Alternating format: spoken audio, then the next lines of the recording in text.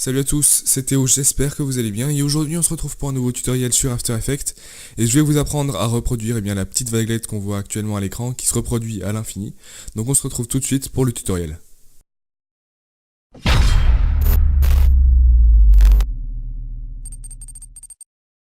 Ok, donc on se retrouve sur After Effects et la première chose à faire c'est de cocher les choix de grilles et d'options de repères. Donc on va aller cocher la grille ici et la grille proportionnelle. Voilà, comme ça va nous permettre d'avoir plusieurs repères lors de notre création. Ensuite, on va aller en haut à gauche sur le rectangle et on va double-cliquer dessus. Donc ça va nous créer un rectangle. Bon, moi ici, je vais modifier quelques paramètres. Donc déjà, les contours, on va les enlever, comme ceci. Et pour le fond, justement, on va le cocher sur plein. Voilà, donc là, ça va être un fond rouge. Donc on va aller dans rectangle, tracé rectangulaire. Et sur la taille, on va décocher ici la petite case. Et on va se mettre en 1080 par 1080. Voilà, comme ça, on va obtenir un beau carré rouge. Voilà. Ensuite, on va ne rien sélectionner, on va bien cliquer à ailleurs, de façon à ce qu'on ne sélectionne pas justement ce carré rouge.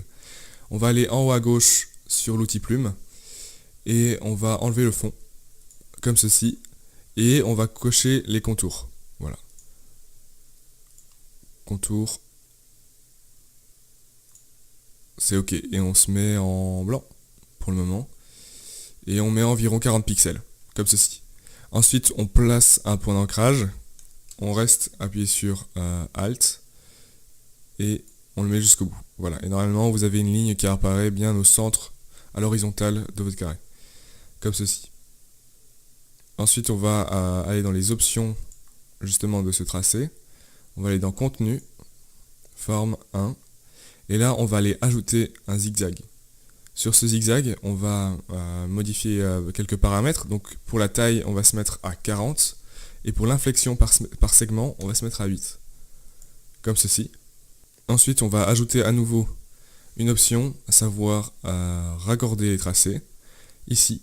Et raccorder les tracés, il faut bien faire attention qu'ils soient en dessous de zigzag, sinon ça ne marche pas. Donc faites bien attention de le déplacer de façon à ce qu'il soit en dessous de zigzag. Voilà, donc ici, au début, on laisse 0%. Pour la fin, on met bien 77,8%. Comme ceci. On se met bien au début de la vidéo. Et on va placer un point d'ancrage pour le décalage. Ici. Ensuite, on va placer un peu plus loin dans la vidéo. Donc moi, ce sera ici. Et là, on va se mettre à 77,8% à nouveau. Ici, c'est même plutôt degrés. Comme ceci. Donc nous, on cherche à avoir des coins arrondis. Donc on va modifier ça. On va aller dans Contour 1. Et on va cocher extrémité de ligne en extrémité arrondie. Comme ceci. Et pour le zigzag, les points, pour les sommets, on va les mettre lisses. Voilà. Ensuite, on va aller dans Transformer forme 1. On fait bien attention à se placer en début de vidéo. Et pour la position, on va se mettre à 120. Ce qui se réfère à peu près au milieu du carré, au centre. On se place plus loin, là où on avait déjà posé une frame. Donc là, faites bien attention de poser une frame, avec la position. Et se mettre à 120. Ensuite, vous vous mettez plus loin. Et cette fois, vous mettez moins 120. Comme ceci. Voilà. Enfin, dernière chose à faire, vous fermez tout ça. On clique sur le calque et on appuie sur U, sur le U de notre clavier. Et on va rester appuyé sur Alt, sur le petit chronomètre, et on va cocher. Et là, on va écrire Loop Out. Et une parenthèse, comme ceci. On va faire la même chose avec celui-ci. Donc on va faire CTRL A, CTRL C pour copier. On appuie sur Alt, on appuie sur le chronomètre et on fait CTRL V pour copier. Comme ceci. Et là, normalement, notre zigzag, notre petite vague, va se répéter à l'infini. Voilà, donc à partir de ce moment-là, on peut supprimer le calque rouge qu'il y avait derrière. Ça nous permettait juste de distinguer en fait la petite vague.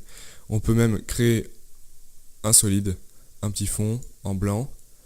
Et pour différencier la vague, on peut tout simplement changer la couleur. Voilà, comme ceci. Et maintenant, on peut enlever la grille. Et on a une vague plus ou moins parfaite. Voilà, ici la vague est très rapide. Je l'ai posée dans les premières frames. Mais si vous souhaitez justement modifier, vous avez juste à appuyer sur la touche U, vous sélectionnez les deux frames et vous les éloignez. Comme ceci.